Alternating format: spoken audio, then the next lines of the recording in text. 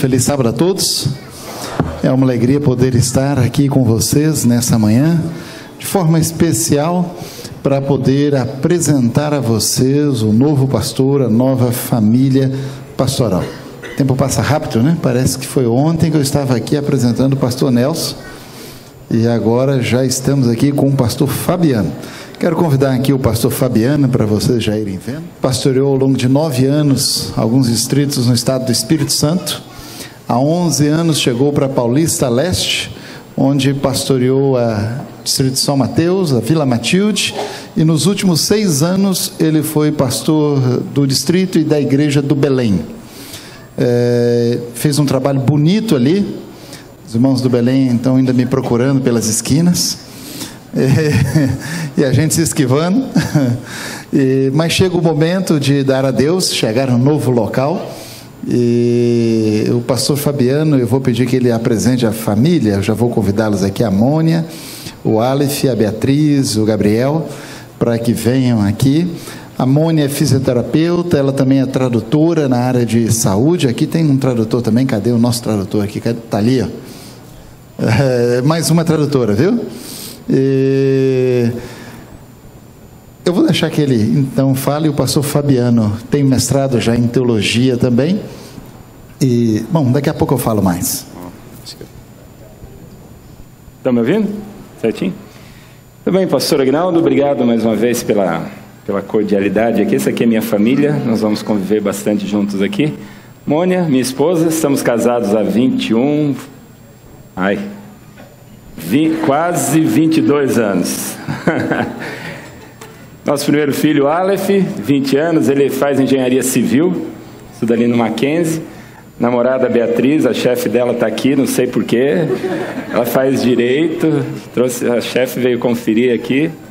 E o Gabriel, nossa raspinha aqui, né? Então, uma alegria para nós estarmos aqui com a igreja do Tatuapé, uma bênção grande. Tenho aqui dois irmãos que a vida me deu também, o Mário e a Adriana. Obrigado pela presença de vocês, viu? Uma honra estar aqui com vocês também, são irmãos do coração. Minha gente, toda chegada, saída de pastor é um mix de alegria e de tristeza, e isso é normal. E no coração de cada igreja a gente sabe que sempre tem espaço para mais um pastor. E no coração de cada pastor sempre há espaço para mais uma igreja. É essa a realidade. As igrejas, apesar do mix de alegria e de tristeza, esse é um processo saudável, inspirado, e um desafio sempre para a gente na associação saber o momento exato de fazer isso. Mas eu pediria assim, de forma muito carinhosa, eu não tenho a menor dúvida de que essa família pastoral vai cuidar muito bem de vocês, vai amá-los, vão se doar para fazer o melhor por vocês, para que todos cresçam no conhecimento e na comunhão com Deus. E eu pediria que vocês também cuidassem com muito carinho dessa família pastoral, assim como eu sei que o Belém cuidou e que eles cuidaram bem ali também do Belém. Orem, cuidem bem deles. Pastor Fabiano já nos 2 últimos anos deu um trabalho para a gente. Opa. Mas deu um trabalho para segurá-los aqui na associação. Recebeu um convite para a Central de Porto Alegre, Central de Vitória, e é alguém que a igreja como um todo nesse país tem olhado com muito carinho, buscado, e nem sempre é fácil para mantermos esses pastores no nosso meio, assim como o pastor Nelson também, que estava aqui, que segue conosco lá na associação agora. Marina vai estar por aí também, né? Trabalhando, somando, ajudando, mas sozinha um pouco, mas eu soube que a Marinha estava dizendo que não aguentava mais o Nelson tão perto, então queria que ele se afastasse um pouquinho, tá? E nós estamos felizes, pouco a pouco vocês vão conhecer essa família mais e mais, e temos certeza que vai ser um período de muita alegria, de muito enriquecimento para a família pastoral estar com vocês e para vocês também ao receberem essa família pastoral. Que Deus possa abençoar essa igreja, essa família pastoral, e que essa jornada que se inicia agora seja uma jornada de muito sucesso e de avanço para o reino de Deus e de inauguração do novo prédio, né? que não podemos demorar muito mais, estamos felizes com o avanço. Obrigado, doutor Paulo Amorim. Obrigado, pastor. Queria convidar os demais anciãos que viessem aqui à frente, os que ainda não estão. Em nome da igreja, nós nos sentimos honrados em recebê-los e esperamos que o senhor seja mais feliz do que se vocês forem lá no Belém, tá? Amém. Aqui tem que ser mais. E tem uma dura missão de preencher o vazio que o pastor Nelson está deixando no nosso coração. A tradição aqui no Tatuapé, um pastor daqui saiu com um carro, com um fusquinha.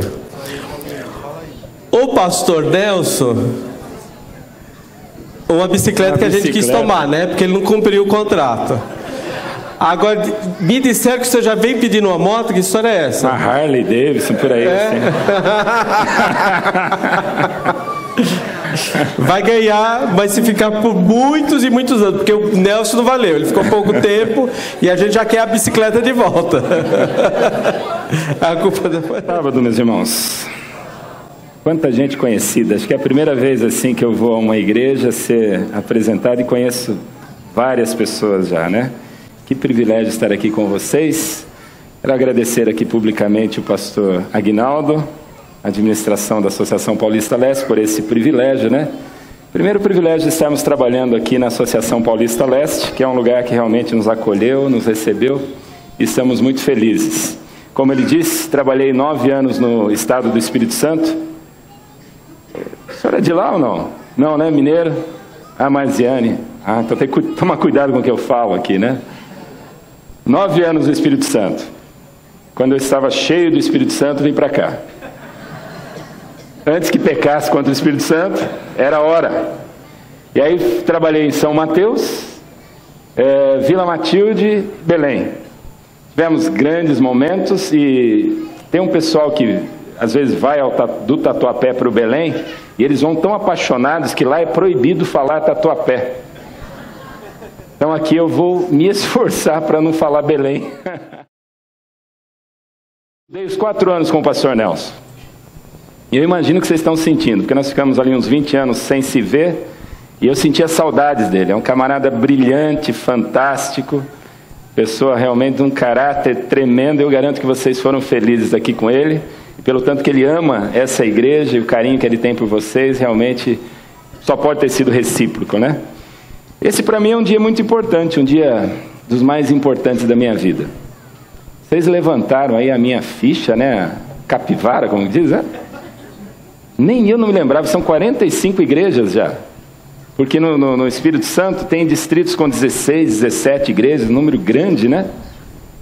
E isso me fez lembrar aqui da importância desse tempo todo e de aprendizado.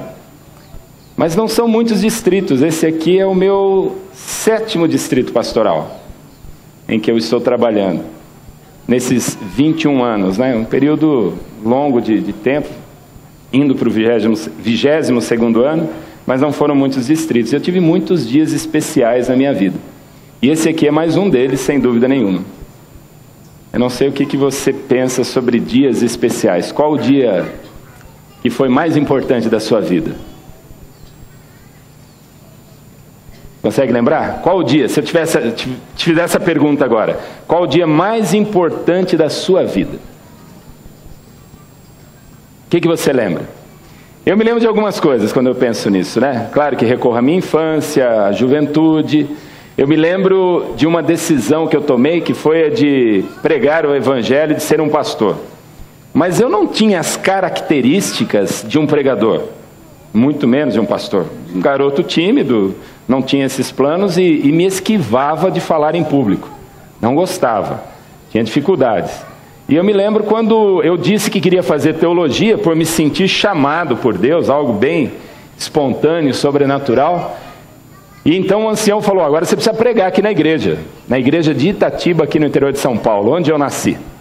Você vai pregar. Eu falei, como é que eu faço? Eu não sei pregar. Ele falou, você vai pegar o texto da Bíblia, você vai escrever o que você vai falar, vai me trazer, vou falar para você se está bom ou não está, e você vai decorar isso aí, você vai ter que pregar isso aí para alguém. Eu falei, mas como que eu vou pregar para alguém? Eu não tenho, minha mãe ainda estava começando, engatinhando ali no Evangelho. Morávamos eu e ela. Para quem que eu vou pregar? Ele falou, você tem quintal na sua casa? Eu falei, tenho. Então, pega uma árvore, mira nos olhos dela e prega para ela. Tá bom, vou eu lá. Tinha uma bananeira nos fundos da minha casa e eu fiquei pregando para a bananeira. Ela balançava assim, né? Apoiando. Deve ter se convertido porque deu os bons frutos. Mas meu primeiro auditório foi uma bananeira. Não estou chamando ninguém de banana aqui, por favor, né? Mas esse foi o meu primeiro auditório. Chegou no dia, eu estava extremamente nervoso, preocupado. Cheguei lá na igreja, fui para a sala pastoral, lá tinha aquela plataforma. Um senhor chamado Benedito, diácono da igreja, foi lá atrás e percebeu a minha inquietude. E ele me fez ali algumas perguntas, né? Ele falou assim, você está nervoso? Falei, tô, primeira vez que eu prego. Ah, não se preocupa não, vou resolver o seu problema. E eu olhei para ele, como? Falei, é o seguinte, ó, quando você chegar lá na frente, o problema, a vergonha é quando você fica tremendo. Eu estava tremendo. Eu falei, é muito feio ficar tremendo lá na frente. Falei, calma, irmão. Falou, então você faz o seguinte, ó, você pega o microfone com uma mão e a outra você põe para trás e fica apertando assim, ó. Mas o bom mesmo é colocar as duas. Daí você aperta. E eu fiquei pensando, como que eu vou pôr as duas e segurar o microfone? Ele não estava interessado nisso. Falou, você põe a mão para trás. Falou, olha, se não der certo, você ficar muito nervoso, você respira fundo. Um pouquinho antes de falar, você respira fundo e vai dar tudo certo. E não se preocupe. Falei, por quê? Falou, se eu sentir que você vai desmaiar, eu levo água para você. Eu me espantei, ó, tem água aqui, mas hoje eu não vou desmaiar, né? Essa foi o meu primeiro sermão. Foi inesquecível, porque ali eu aprendi que não sou eu quem fala, é o Espírito Santo quem fala. Ele capacita na hora que você está falando e capacita também os ouvintes. Aquilo foi extremamente marcante para mim. Ter medos é natural do ser humano. Você não pode ter pânico, né? Travar, não conseguir fazer nada. Medo é uma coisa natural. Todos têm medo do que vai acontecer, medo do amanhã, medo do novo pastor, medo da mulher, medo do marido, medo de tudo. E temos que vencer esses medos. Quer ver outro dia especial para mim? O dia do meu batismo. Claro que eu vou ligar tudo aqui às coisas da religião. Foi tão especial. Cheguei para o pastor numa sexta-feira e contei para ele que eu tinha tomado a minha decisão, tinha já conseguido guardar o sábado. Eu perdi meu pai cedo, então estava ali agora trabalhando desde cedo. E eles então falaram, mas que alegria, e marcaram ali o dia do meu batismo. Foi um dia sensacional. Lembro também do dia que eu estive pela primeira vez numa sala de aula do curso de teologia. Eu tinha começado uma faculdade de administração, depois aceitei esse chamado, e foi muito marcante estar ali no primeiro dia, na sala de aula, falar, agora está a minha vida aqui nas tuas mãos, está mudando tudo. No terceiro ano eu conheci minha esposa, no terceiro ano do meu curso de teologia, ela de São Paulo, eu também do interior de São Paulo, mas nos encontramos na cidade de Campo Grande, no Mato Grosso do Sul. Eu fui lá para fazer como que chama ali, pastor? O trabalho do terceiro ano, o estágio, né? O estágio de evangelismo. Estávamos ali vários jovens e conheci ela, chegou numa igreja pequenininha, encontrei, fizemos amizade. Dia marcante também foi o dia que eu pedi ela em namoro. Eu estava com 40 graus de febre com cachumba. Mas eu tinha convicção que era aquele dia, já tinha acertado com Deus. Não se pede uma garota em namoro com cachumba e com 40 graus. E também não se diz sim para um cara assim, né? Começou tudo estranho, mas deu certo. Dia do nosso casamento, um dia com muita chuva, casamos aqui em São Paulo. Dia do nascimento do meu primeiro filho. Estávamos lá no estado do Espírito Santo e a coerência dizia, ó, temos que estar perto da família. A associação nos deu alguns dias de folga. Vínhamos para São Paulo e quando estávamos no Rio de Janeiro, ela já sentiu que a bolsa estava para se romper. Eu falei, não conheço nada aqui, vamos correr para São Paulo. Chegamos aqui na madrugada daquele dia, fomos para o hospital, logo ele nasceu. Foi inesquecível. O médico já falou, olha, você quer assistir o parto? Eu não tinha pensado nisso. Quando eu vi a criança, tiveram que cuidar da mãe, da criança e de mim. Inesquecível. O segundo já foi mais fácil. Já estava preparado. Mas são dias marcantes. Qual o dia mais importante da sua vida? O que você lembra? Qual o dia inesquecível para você? O dia mais marcante da sua história? Qual foi? Você consegue determinar? É um conjunto de dias?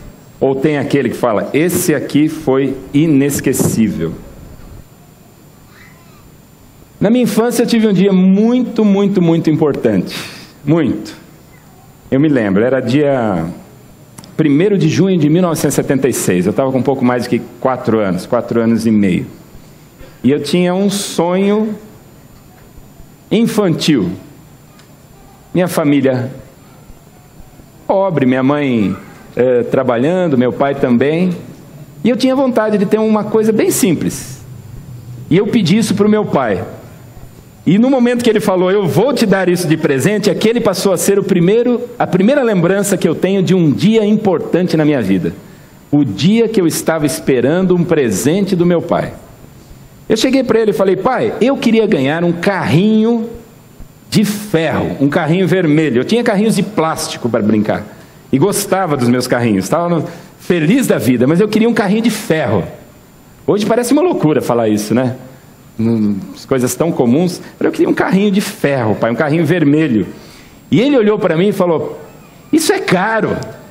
Nem tem aqui na cidade de Itatiba. Só tem lá em Jundiaí. Eu falei, mas o que é caro, pai? Ele falou, caro é isso aqui, ó. Ele tirou uma nota assim do bolso, falou, caro é uma nota dessa aqui, ó. Aí eu pequenino olhei para ele e falei, mas o senhor tem? Ele falou, é uma dessa aqui, é minha. Ele falou, então compra o carrinho para mim. E para um pai sair dessa? Ele olhou assim e falou, mas filho, pai, é um carrinho. Ele falou, tá joia. Amanhã eu compro para você. Meu pai trabalhava como fiscal numa empresa de ônibus. O que ele fazia? Os passageiros entravam, compravam a passagem, iam em viagem, e ele no meio da viagem, ele entrava no ônibus e fiscalizava, ele picotava a passagem. Alguém já passou por isso? Ih, estão velhinhos então, hein? Quem lembra disso está velhinho. Eles picotavam, ia lá e você tinha que sair e entregar a passagem picotada para o motorista ou para um outro fiscal lá na porta. Então o trabalho dele era importante. E um dia, nesse dia aqui, ele acordou cedinho e saiu como fiscal da empresa de ônibus. Bem cedinho. E eu fiquei atônito, esperando o meu pai voltar. Eu queria que ele voltasse. Eu queria o presente, eu queria ver esse brinquedo, eu queria ver esse carrinho. Era o dia mais importante da minha vida. Era um trato entre eu e ele, ninguém mais sabia. Ele tinha me dado a palavra, eu vou comprar para você. E eu estava seguro de que ele ia comprar. Meu pai não falhava. Com 4 anos e meio, seu pai é seu herói, é tudo para você. Ele é teu exemplo. E eu estava olhando aquilo e falando, meu pai vai trazer. Quando eu acordei, ele não estava em casa. E eu fui até a minha mãe e falei, mãe, papai foi trabalhar? Foi. Claro que não com esse vocabulário, né? Com 4 anos e meio. Cadê o papai? E ela explicava. Acho que não deu meia hora depois, eu já comecei a tormenta. Mãe, o pai já chegou? Papai está chegando? Papai está chegando? Cadê o papai? Cadê o papai? E até que ela falou, calma menino, chega, a hora que ele chegar eu te aviso, ele vai chegar, mas é tarde. Criança com 4 anos e meio, no meu caso, era meio atemporal, não entendia de tempo. O que está acontecendo que meu pai não chega nunca? Cadê o meu pai? E eu lembro que eu perguntei o dia inteiro para minha mãe, onde estava o meu pai? Cadê o meu pai? Cadê que ele não chega? Cadê? Cadê? Cadê? O dia mais importante da minha vida, com 4 anos e meio, foi o dia que o meu pai ia trazer aquele presente para mim. E transportando isso para a nossa vida espiritual, eu volto a perguntar para você agora. Qual o dia mais importante da sua vida? O dia mais importante da nossa vida como cristãos Ele não está no passado. E nem é o dia de hoje. O dia mais importante da nossa vida será o dia que Jesus Cristo voltar a essa terra. Porque daí os nossos problemas vão se acabar. Nossa vida será transformada. Nossos sonhos se realizarão. E as promessas do nosso Pai se cumprirão. Eu pergunto para você, você está perguntando toda hora, cadê o seu Pai? É essa a inquietude do teu coração? Onde está meu Pai? Cadê o meu Pai? Claro que Ele vem trazer presentes para você, mas o importante não é o presente, o importante é o Pai, que nós devemos estar procurando a cada manhã. Onde está o nosso Pai? Jesus logo vai voltar, e como adventistas, aqueles que aguardam o advento, não tem outro assunto que possa ser inaugural para um ministério pastoral numa nova igreja. Eu quero falar com vocês sobre a volta de Jesus. Escrevendo ou relembrando um pouquinho do que está descrito no capítulo 40 do livro Grande Conflito, sobre a narrativa dos eventos finais concentrados no dia da volta de Jesus. Quando a proteção das leis humanas for retirada daqueles que guardam os mandamentos de Deus e que estão ao lado de Jesus, os que foram selados, haverá nos diferentes países desta terra uma terrível conspiração para o extermínio dos fiéis remanescentes de Deus num só dia. Satanás e suas hostes estarão perseguindo os fiéis filhos de Deus e adoradores, buscando a quem tragar, bramindo como um leão, tentando o extermínio de todos num só dia, numa só noite. O povo de Deus, alguns estarão nas celas das prisões, outros nas montanhas, e todos em uníssono estão pleiteando a proteção divina. Satanás e seus anjos instigam os homens maus para que conspirem, para que ataquem, para que persigam o povo de Deus. É aí que Deus vai se interpor e vai colocar os pingos nos is. Cumpre-se nessa interposição o que está descrito no livro de Isaías, capítulo 30. Isaías, capítulo 30, versos 29 e 30. Se você quiser me acompanhar, Isaías, capítulo 30, versos 29 e 30. Como será o dia da volta do nosso Pai? Como será o dia da volta do Senhor? Como será esse grande dia, essa grande data? O dia mais importante da história. Diz assim a palavra de Deus, Isaías 30, versos 29 e 30. O Senhor fará ouvir a sua voz majestosa e fará ver o golpe do seu braço, que desce com indignação de ira, no meio de chamas devoradoras, de chuvas torrenciais, de tempestades e de pedra de saraiva, porque com a voz do Senhor será apavorada a Assíria, quando ele a fere com a vara. A Assíria aqui sendo simbolizada por todo mundo, esse é um desfecho ou uma descrição do grande dia da volta do nosso Senhor e Salvador Jesus Cristo.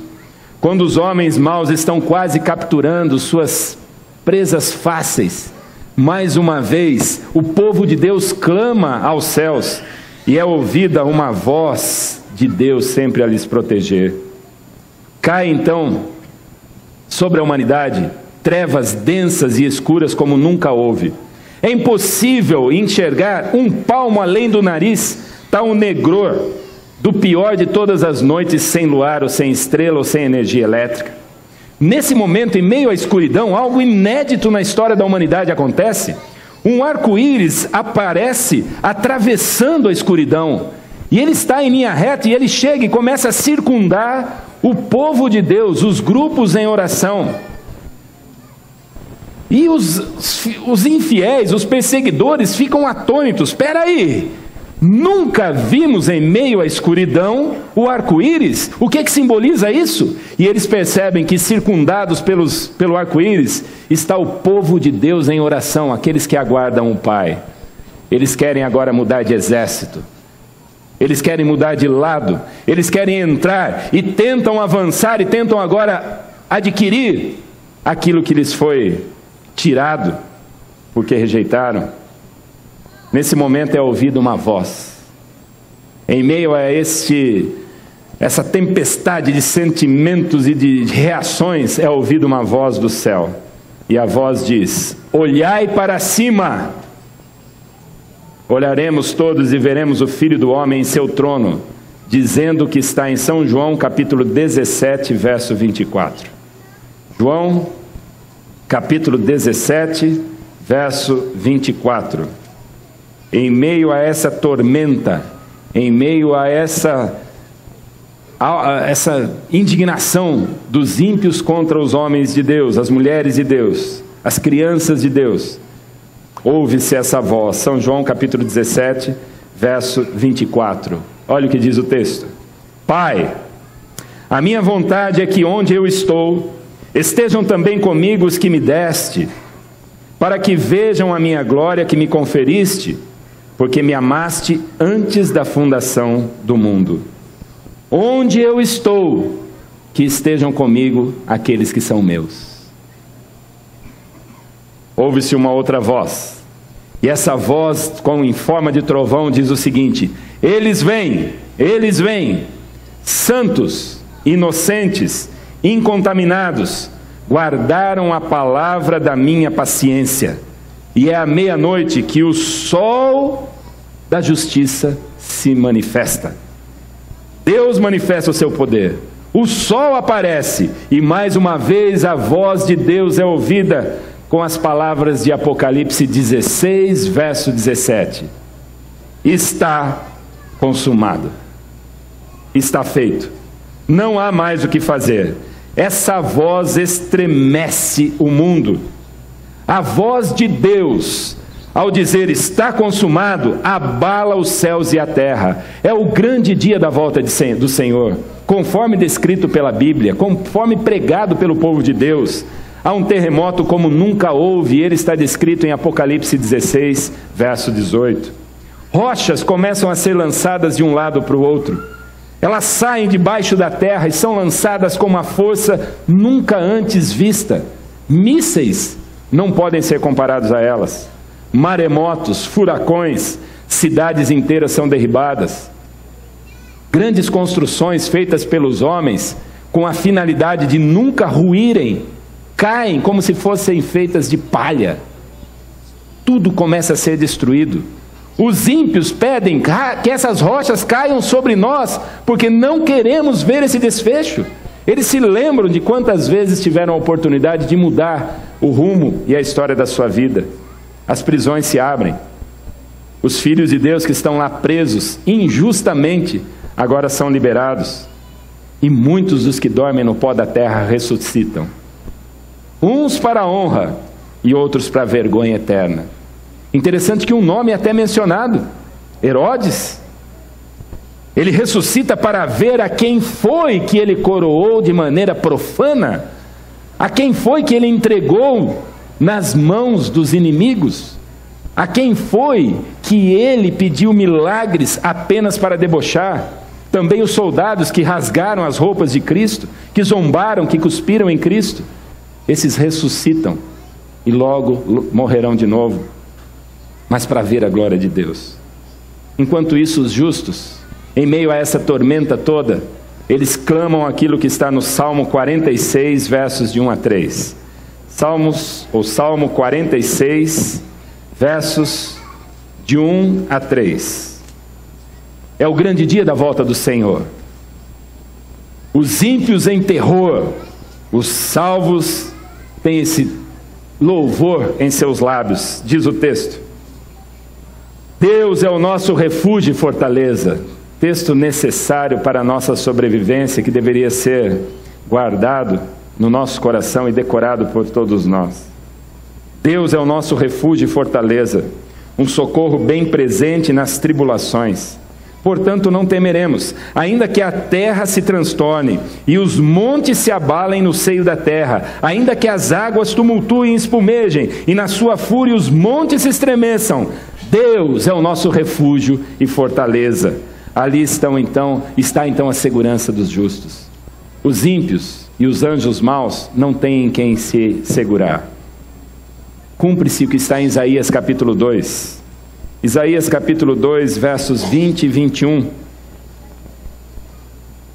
Não há o que fazer, é o grande dia da volta de Jesus, o nosso Pai está voltando. A nossa decisão de aguardá-lo tem que ser agora. Breve virá o dia mais importante da história. Isaías capítulo 2, versos 20 e 21 diz assim: naquele dia, os homens lançarão às toupeiras e aos morcegos os seus ídolos de prata e os seus ídolos de ouro, que fizeram para ante eles se prostrarem, e meter-se-ão pelas fendas das rochas e pelas cavernas das penhas, ante o terror do Senhor e a glória da sua majestade, quando ele se levantar para espantar a terra. Grande dia de espanto, grande dia de temor para os perdedores, para os ímpios, aqueles que não aceitaram a salvação pela graça, e grande dia de glória para os filhos de Deus que aguardam o dia da vinda do Pai. Aparece nesse momento lá no céu, de maneira inenarrável para um ser humano, dado a seu tamanho e formosura, a cidade santa com as portas entreabertas. E todos se maravilham daquilo. E não só os justos, mas os ímpios também conseguem ver. Ela parece tomar toda a circunferência do céu, toda. As portas estão entreabertas e de repente uma mão se levanta, segurando 2 tábuas da lei de Deus. Todas aquelas palavras são completamente inteligíveis para quem a lê. E os ímpios, os pecadores, ao olharem para a lei de Deus, conseguem entender perfeitamente onde foi que não aceitaram, não atenderam ao apelo do Espírito Santo. Essas palavras parecem ter fogo, um fogo devorador. É impossível descrever o desespero daqueles que desperdiçaram a oportunidade da salvação. A voz de Deus é ouvida mais uma vez. Ela abala os céus e ela declara nesse momento o dia e a hora exatos da volta de Jesus. E sem que ninguém espere, surge no céu uma pequena nuvem, escura, negra, ao distante.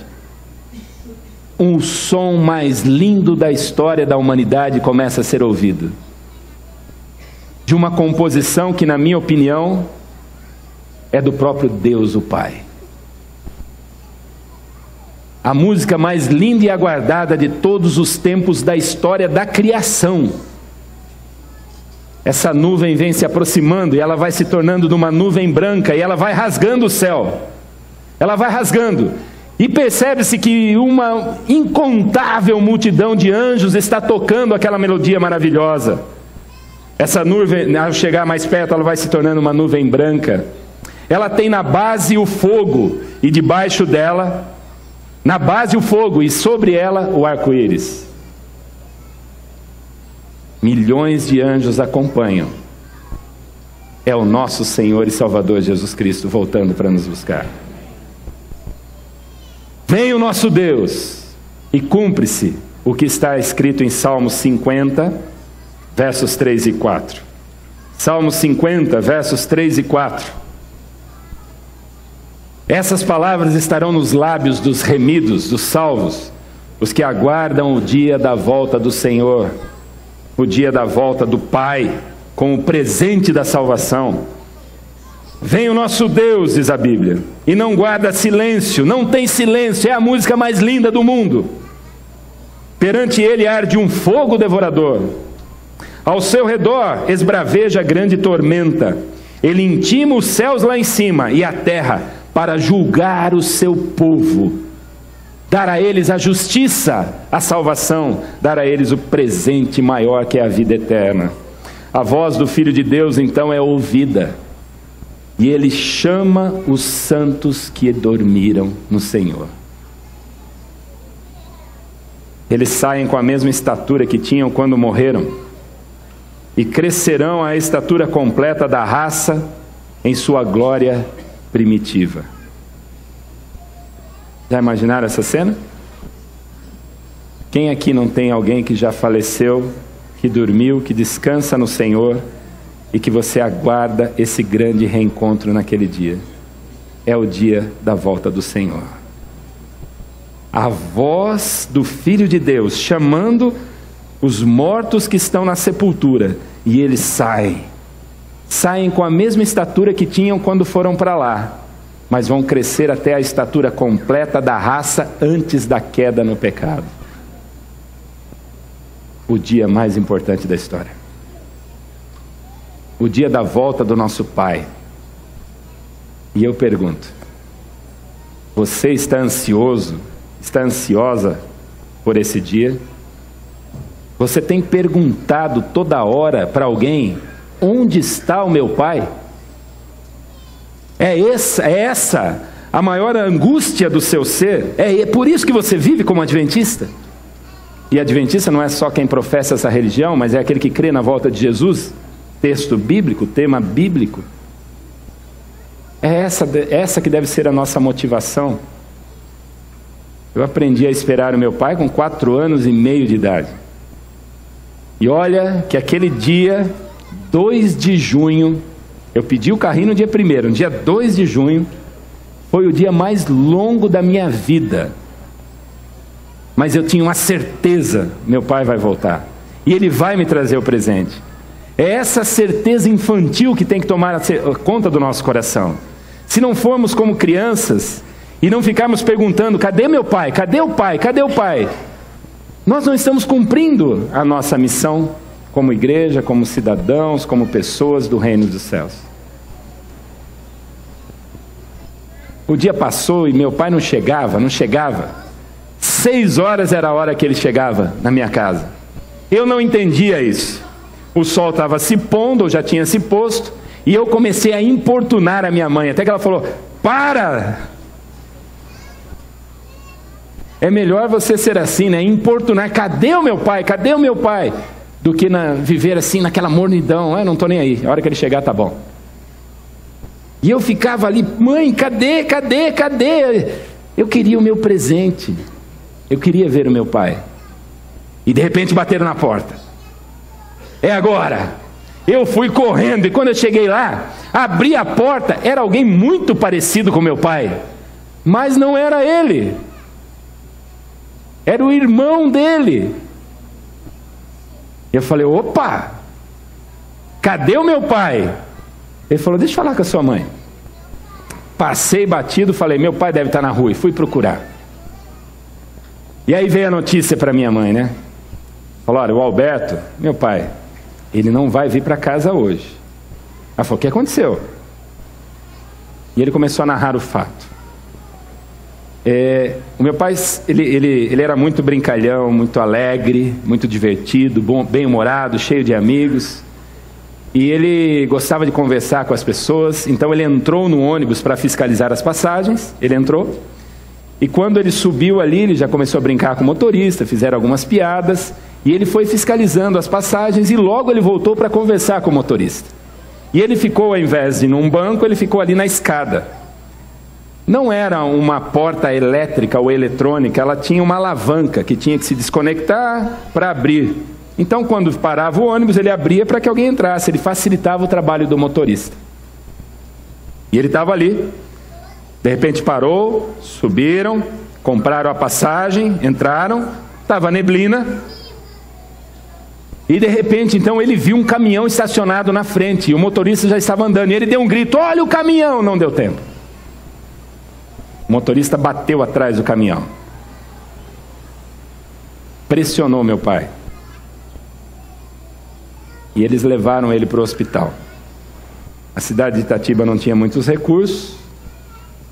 Aí eles foram para a cidade de Campinas. E quando chegou a notícia para minha mãe, ela já sabia que a situação era grave. Bem grave. Porque senão teriam resolvido ali em Itatiba mesmo. E ela falou, eu vou para lá. E o meu tio Oswaldo falou, não tem como você ir para lá. Agora não tem jeito. Vamos amanhã. Agora tenta imaginar como é que ficou a cabeça de um menino de 4 anos e meio, aguardando seu pai atrasado. Em desespero. Eu queria meu pai, eu queria ver meu pai. Claro que eu precisava, eu queria ver o presente, eu estava interessado no presente, mas eu queria vê-lo. Isso é uma lição que nós temos que aprender. Eu tenho que querer ver o meu Pai. O adventismo é isso. O adventismo tem que desenvolver isso em mim, o desejo de ver o meu Pai. Eu preciso fazer o que está ao meu alcance. E o que uma criança de 4 anos pode fazer para ver o Pai? Minha mãe falou, amanhã nós vamos visitar seu pai, ele sofreu um acidente, eu não entendia nada. Falou, eu vou com você, mãe. Ela falou, vai. E ela me levou até o hospital Irmãos Penteados. Cheguei lá, uma pessoa ficou lá comigo, cuidando de mim, porque eu não podia entrar. Eu falei, como assim eu não posso entrar? Eu quero ver meu pai, eu quero ver. Queria saber se ele tinha comprado o carrinho. Eu quero ver.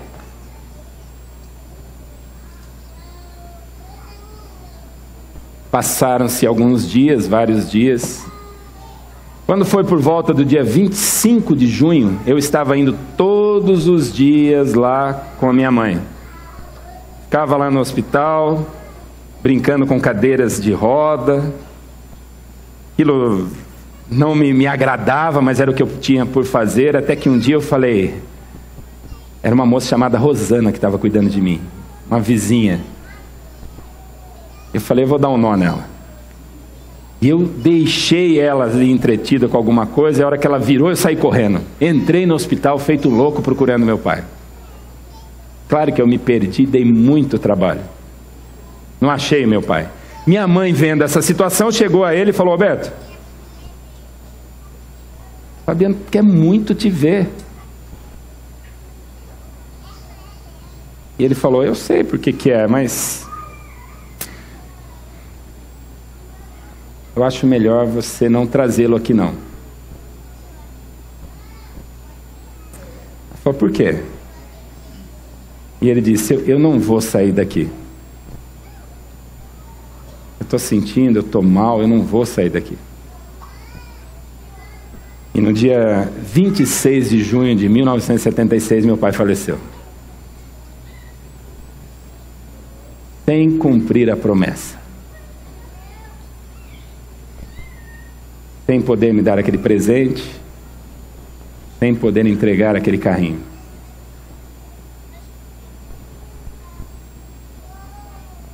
A vida humana é assim. Nós não conseguimos cumprir algumas das promessas que nós fazemos. E algumas são muito trágicas, né? Como reparar isso? O que eu posso fazer para reparar isso? Como entender isso tudo? Eu lembro o dia que chegou em casa, a roupa dele manchada. E minha mãe falando assim, nossa, ele tinha uma nota de 10, acho que era 1000 cruzeiros, tinha um barão. Uma nota de 10 no bolso que ninguém tirou.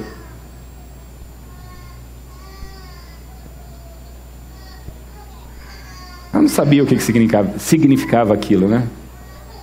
Como que fica no hospital 20 dias e ninguém tirou uma nota do bolso? Eu sabia. Eu sabia. Era o presente que ele tinha, era o dinheiro que ele tinha para comprar aquele presente que ele não pôde me dar. Agora imagina,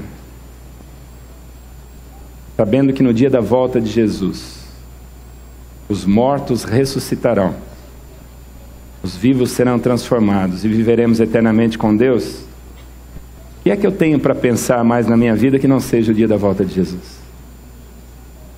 Que não seja o adventismo, que não seja aguardar a volta de Jesus. E eu brinco com Deus, eu brinco, né? Falo, não garanto que isso vai acontecer, né? Creio até que não vai. Ou vai, não sei. Mas eu cresci quase a altura do pastor Nelson, 2 centímetros a menos, Marina. Eu não lembro do meu pai.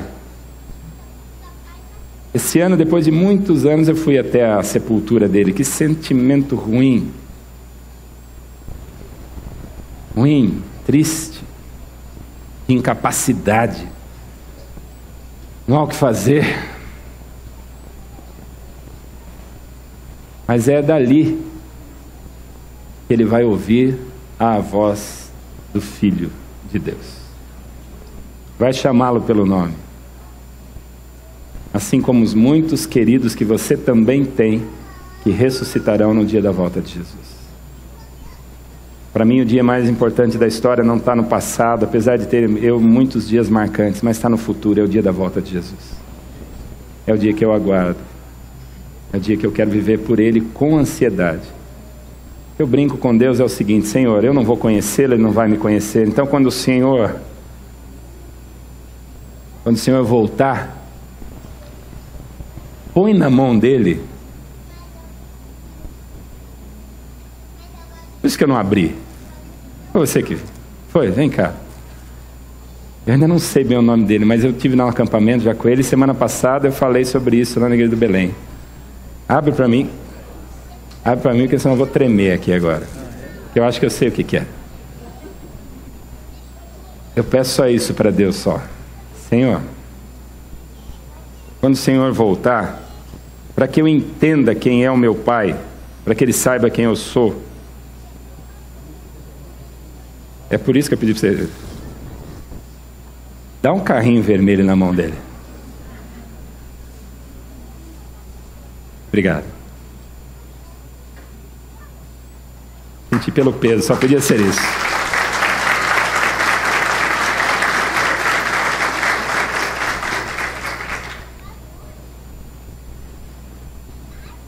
Só para ele cumprir essa promessa. Isso aqui a gente deixa aqui.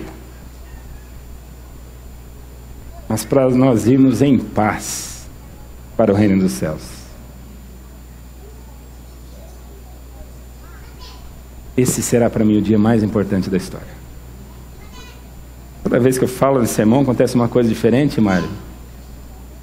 Semana passada eu estava pregando e quando eu contei isso, uma criança debaixo do banco, brincando com um carrinho vermelho, começou a se remexer ali, pediu licença para os pais e veio no corredor e me entregou um carrinho. Eu não sabia o que estava acontecendo, ele veio aqui, pastor, e ele me entregou. Olha o seu carrinho. Agora olha. Parece combinado. Não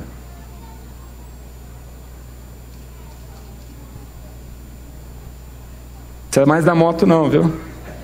Tá resolvido, tá pago. Tá pago.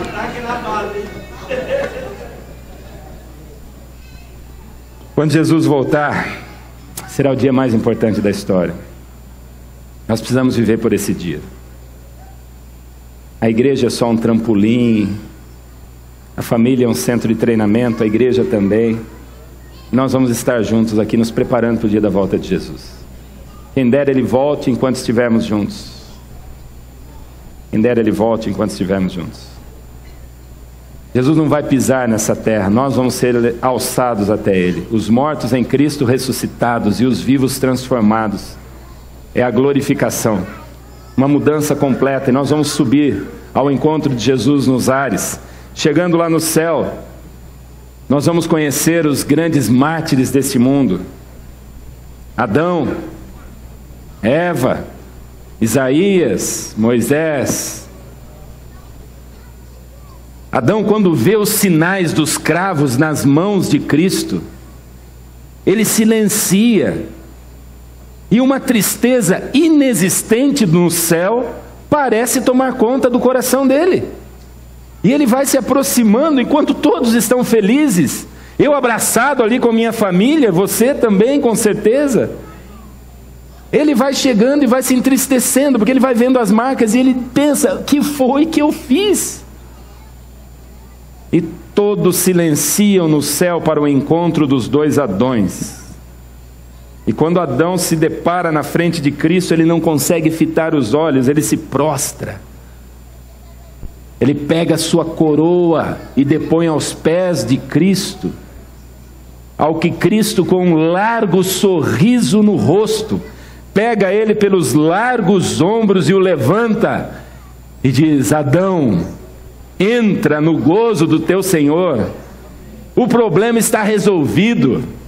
Iremos estudar o assunto da cruz para todo sempre e ainda assim não compreenderemos.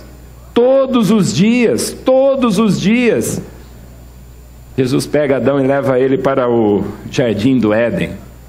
E Adão não consegue conter a emoção.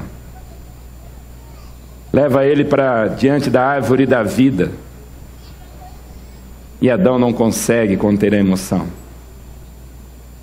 E ele pega a sua harpa e começa a dedilhar. Um canto que começa a tomar conta de todo o céu, que fala sobre a cruz e a salvação. Esse é o dia mais importante da história. Meu desejo é que possamos vivê-lo juntos, para a honra e glória do nome de Deus.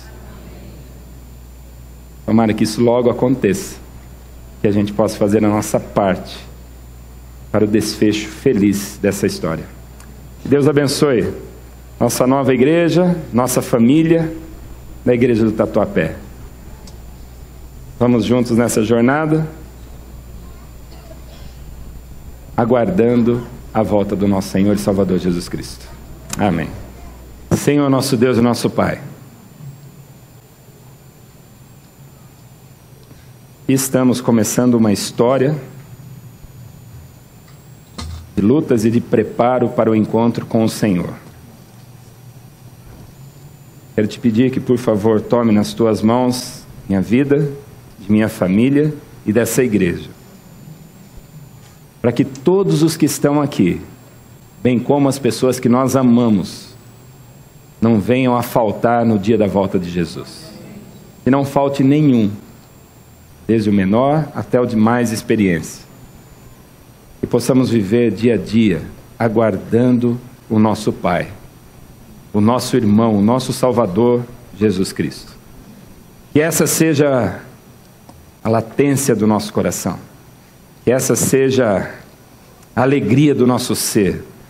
Que esse seja o dia que mais nós almejemos em toda a nossa vida. O dia da volta de Jesus. Dá-nos a honra de presenciá-lo em vida. Se isso não acontecer, que estejamos entre os salvos que serão chamados pela voz do Cordeiro. Mas por favor, Senhor, tem piedade de nós. Leva-nos para o teu reino e que sejamos dignos de sermos chamados de teus filhos que aguardam o presente da salvação. É o que nós te pedimos em nome de Jesus. Amém.